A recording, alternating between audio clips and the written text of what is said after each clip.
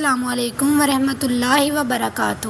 امید کرتی ہوں کہ آپ سب خیر و عافیت سے ہوں گے۔ اللہ تعالیٰ آپ کو اپنے حفظ و ایمان میں رکھے۔ بیان حضرت حنظلہ علیہ السلام: جب بادشاہ کو معلوم ہوا کہ لوگ واقعی مر چکے ہیں تو بادشاہ بہت خوفزدہ ہوا اور دل ہی دل میں پریشان ہونے لگا۔ پھر اس نے اپنے لیے ایک گنبد تیار کروائی کہ اگر موت آئے تو میں اس کو ٹکڑے ٹکڑے اس کے کر ڈالوں گا۔ دروازے اس گنبد کے بند کر دو۔ درمیان ان گنبد کے ایک کوٹری لوہے کی بنوائی اور پھر اس میں سے مرمر لگایا۔ اس میں ایک شاہی تخت اور ہر قسم کی نعمتیں اس میں رکھ دی، شمع بھی اس میں روشن۔ پھر اس کے بعد بادشاہ مردود تخت پر جا بیٹھا اور کہنے لگا: اے موت، اب تو میرا کیا کر سکتی ہے؟ تو اس لوہے کی کوٹری کے اندر کس طرح آ سکتا؟ اب تو اس کے دروازے بھی بند۔ اسی گھمنڈ میں تھا کہ اچانک ایک مرد بڑا ہی ہیبت والا اس گنبد کے درمیان جہاں وہ بادشاہ مردود بیٹھا تھا، اس نے اس جگہ کھڑے ہو کر دیکھا۔ مارے ڈر کے ایک دم چونک پڑا اور معلوم ہوتا ہے کہ اس کی جان پرواز کر جائے۔ اس سے پوچھا: تم کون ہو؟ یہاں کس طرح آئے ہو؟ اس نے کہا: میں عزرائیل ہوں۔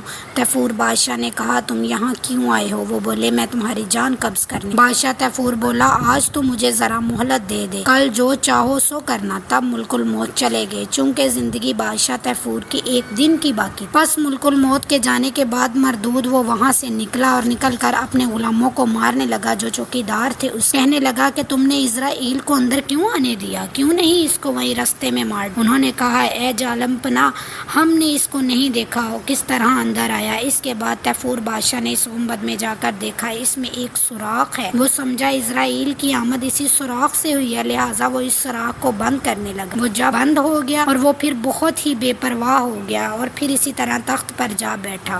وہ اس قسم سے بنوایا تھا کہ دیکھنے والا یہ خیال نہیں کر سکتا تھا کہ اس کا دروازہ کہاں سے ہے۔ تھوڑی دیر بعد جب اس نے اپنی نظر اٹھا کر دیکھا تو کیا دیکھتا ہے کہ عزرائیل علیہ السلام اس جگہ گنبد کے اندر موجود ہیں جہاں کل دیکھا تھا۔ پوچھا: تم کس طرح اندر آئے؟ یہ بات سن کر انہوں نے کوئی جواب نہ دیا اور فوراً اس کے جگر میں ہاتھ ڈال کر اس مرد کی جان نکالی اور اس کے ساتھ 12,000 غلاموں کی، جو اس کی حفاظت کے لیے چوکیدار تھے، ایک ہی پل میں قبض کر۔ پھر نہ وہ قیصر رہا، نہ وہ گنبد، نہ وہ مالک، نہ صغیرہ نہ کبیرہ، سب جہنم رسید ہو گئے۔ پانی، دریا، چشم کا سوکھ گیا۔ باقی جو قوم بچی وہ یہ دیکھ کر بہت حیرت زدہ ہو گئی۔